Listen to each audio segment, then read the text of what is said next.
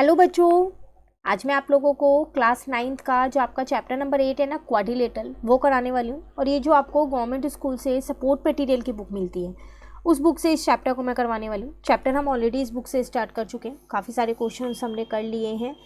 Last हमने question 38 तक इसके कर लिए हैं, तो आज हमारे को 39 से करना है। तो 38 तक के क्वेश्चन चैनल पे अपलोड है, सेपरेट प्लेलिस्ट बनी हुई, आप वहाँ से कर सकते हैं। और चैप्टर भी कर रखे हैं इस बुक से, वो भी आप वहाँ से कर सकते हैं। ठीक है, चलिए आते हैं क्वेश्चन नंबर 39 पे।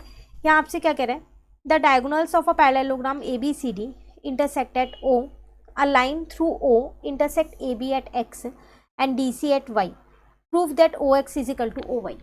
आपसे क्या कह रहा है इस क्वेश्चन में, एक पैरेललोग्राम है ए बी सी डी जिसके डायगोनल्स हैं जो ओ पॉइंट पे इंटरसेक्ट करते हैं। ठीक है, अब एक लाइन है जो ओ को इंटरसेक्ट करती हुई जा रही है और जो ए बी को कट कर रही है एक्स पे और डी सी को कट कर रही है वाई पे। आपको प्रूफ क्या करना है, O X is equal to O Y है। क्वेश्चन क्लियर हो गया? पहले इसकी आपको फिगर खुद बनानी पड़ेगी, उसके बाद ही आप इसे सॉल्व कर पाएंगे। तो अगर क्वेश्चन 39 हम यहाँ देखें, मैंने यहाँ पर क्या किया, वो एक पैरेललोग्राम यहाँ ड्रॉ कर लिया ए बी सी डी वाला, जो हमारे को क्वेश्चन में दे रखा था। इसको नाम दे दिया मैंने ए बी सी डी। इसके डायगोनल्स इंटरसेक्ट हो रहे थे ओ पॉइंट पर, ये होगा यहाँ इंटरसेक्ट ओ पॉइंट पर। ठीक है, अब एक और लाइन यहाँ से ये बन रही थी जो इसको एक्स पे ए बी को कट कर रही थी और सी डी को वाई पे कर रही थी। इसमें आपको प्रूफ क्या करना है, प्रूफ आपको ये करना है कि जो ओ एक्स है वो ओ वाई के बराबर है। क्लियर?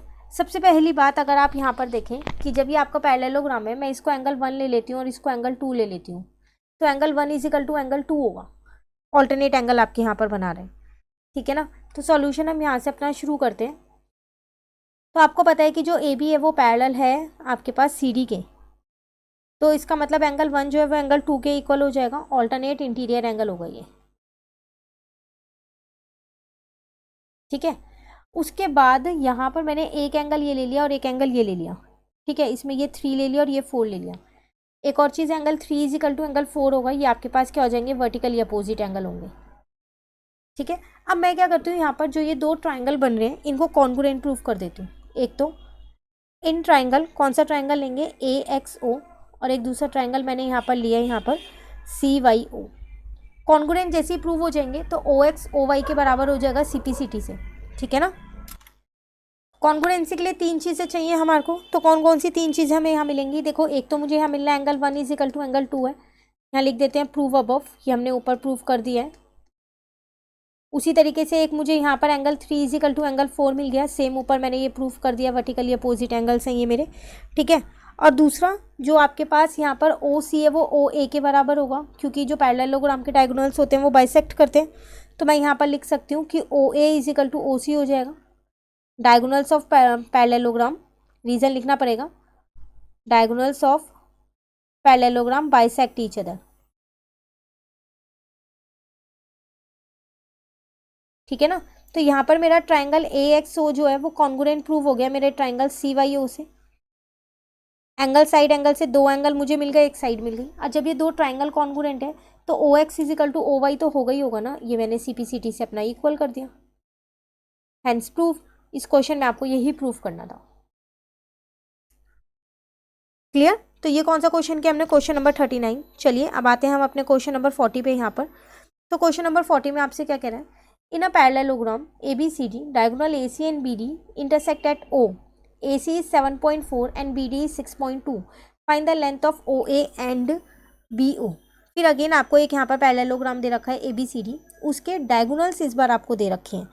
ठीक है, और आपसे यहाँ पर क्या कह रहा है, जो डायगोनल्स आपको दे रखे हैं उसमें आपको लेंथ निकालनी है ओ ए की और ओ बी की। तो सबसे पहली बात हम क्या करते हैं, यहाँ पर फिगर ड्रॉ कर लेते हैं एक। क्वेश्चन नंबर 40, तो मैंने यहाँ पर अपना एक पैरेललोग्राम बना दिया। ठीक है, इसको नाम दे देते हैं ए बी सी डी।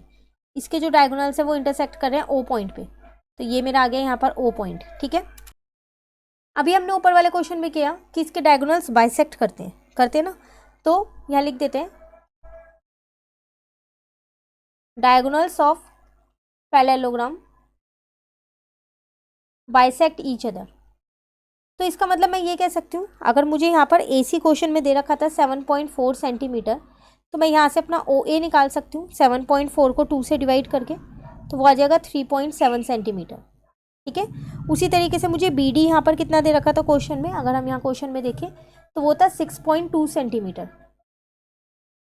ठीक है ना, तो मैं अपना यहाँ पर बी ओ निकाल सकती हूँ इसका हाफ करके, 6.2 डिवाइडेड बाई 2 करके, तो वो मेरे पास कितना आ जाएगा 3.1 सेंटीमीटर। तो मुझे ए ओ और बी ओ ही निकालना था, वो यहाँ पर फाइंड हो गया। Clear question 40। चलिए आते हैं क्वेश्चन 41 पे। यहाँ आपसे क्या कह रहे हैं, two opposite angle of a parallelogram are 5x - 3 and 4x + 12, find the measure of each angle of the parallelogram. एक पैरेललोग्राम के अपोजिट एंगल्स आपको दे रखे हैं, आपको क्या करना है, पैरेललोग्राम के एंगल्स को फाइंड करना है। तो आपको पता है कि जो उसके अपोजिट एंगल्स होते हैं पैरेललोग्राम के वो इक्वल होते हैं, है ना। 41 यहाँ पर देखें, तो पहले हम यहाँ लिख देते हैं opposite angles of a parallelogram are equal. मतलब क्वेश्चन में जो दो एंगल मुझे दे रखे हैं, एक 5x - का 3 है और एक था 4x + का 12, ये दोनों मेरे बराबर हो जाएंगे। एक बार क्रॉस चेक कर लेते हैं। ठीक है, तो अब मैंने क्या किया, यहाँ पर 5x माइनस का हो गया 4x, 12 + का 3 हो गया, तो यहाँ से मेरे पास x की वैल्यू कितनी आ गई, 15 आ गई। तो एंगल्स कैसे निकलेंगे, अब मैं यहाँ पर एक फिगर बना लेती हूँ।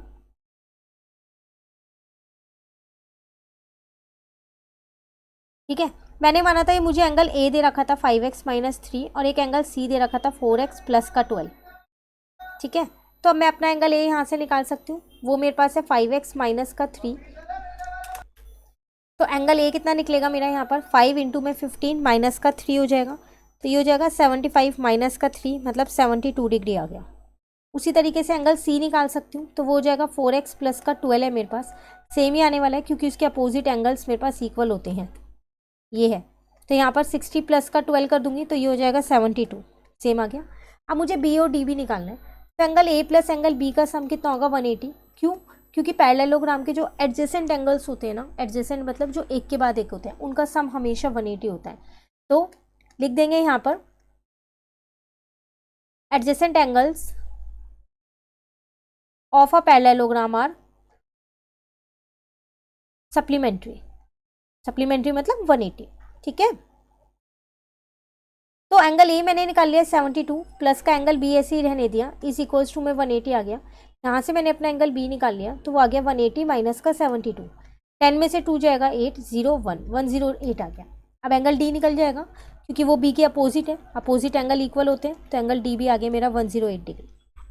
सारे एंगल्स फाइंड करने थे, वो हमने यहाँ पर फाइंड कर लिए। क्लियर। चलिए नेक्स्ट आते हैं 42 पे। आपसे क्या कह रहा है, diagonals of a quadrilateral ABCD bisect each other. If angle A is 35, determine angle B. एक क्वाड्रिलेटरल है ABCD जिसके डायगोनल्स बाइसेक्ट कर रहे हैं, इसमें आपको एक एंगल दे रखा है और दूसरा आपको फाइंड करना है। तो मैंने क्या किया, यहाँ पर पहले वो एक क्वाड्रिलेटरल बना लिया, इसको नाम भी दे दिया मैंने यहाँ ABCD। ठीक है, अब डायगोनल्स कह रहा था बाइसेक्ट कर रहा है, तो मैंने डायगोनल्स एक बार यहाँ पर ड्रॉ कर दिए हैं, इसको वो नाम दे दिया। मुझे इस क्वेश्चन में सिर्फ एंगल ए दे रखा है, 35 डिग्री है, तो वो एंगल ए गिवन में मुझे दे रखा है, यहाँ पर सिर्फ एंगल ए है मेरे पास 35 डिग्री। ठीक है, और फाइंड में मुझको क्या करना है, यहाँ पर एंगल बी मुझे यहाँ पर फाइंड करना है। तो कैसे फाइंड करेंगे, जब इसके डायगोनल्स बाइसेक्ट कर रहे हैं, क्वेश्चन में ये हमारे को गिवन है, तो जो ये इसके एंगल्स हैं ये भी कर रहे होंगे ना। तो मैं यहाँ पर, और angle A plus angle B तो मुझे पता है इनका सम 180 डिग्री होता है, तो मैं सीधा लिख सकती हूँ एंगल ए प्लस में एंगल बी जो है वो होगा 180 डिग्री। ठीक है ना, तो एंगल ए मेरे पास 35 डिग्री है, प्लस का एंगल बी मैंने ऐसे ही रहने दिया, यहाँ पर आ जाएगा मेरा 180 डिग्री। तो एंगल बी मेरे पास कितना आ जाएगा, वो आ जाएगा 180 माइनस का कर देंगे हम उसमें हम 35, तो ये आ गया 5, 7 में से 3 गया 4, 145 डिग्री आ गया। इंटीरियर एंगल्स है ये यहाँ पर, तो इनका एडजेसेंट एंगल्स है तो 180 बनाएगा। क्लियर, तो एंगल बी इसमें फाइंड करना था, फाइंड हो गया। ये था मेरे पास क्वेश्चन नंबर 42। तो आज हम क्वेश्चन 42 तक ही करेंगे, तो हमने क्वेश्चन नंबर 39 से 42 तक के क्वेश्चंस अपने कंप्लीट कर लिए आज की क्लास में। नेक्स्ट क्लास में मैं आपको आगे के क्वेश्चंस कराऊंगी। इन क्वेश्चंस में कहीं भी आपको दिक्कत लगती है ना, तो आप कमेंट करके ज़रूर पूछ लीजिएगा, और अगर आपको वीडियो अच्छी लगी तो लाइक ज़रूर कीजिएगा, ज़्यादा से ज़्यादा अपने फ्रेंड्स के साथ वीडियो को शेयर कीजिएगा, और अगर अभी तक आपने चैनल को सब्सक्राइब नहीं किया है तो चैनल को भी सब्सक्राइब कर लीजिएगा। Thank you.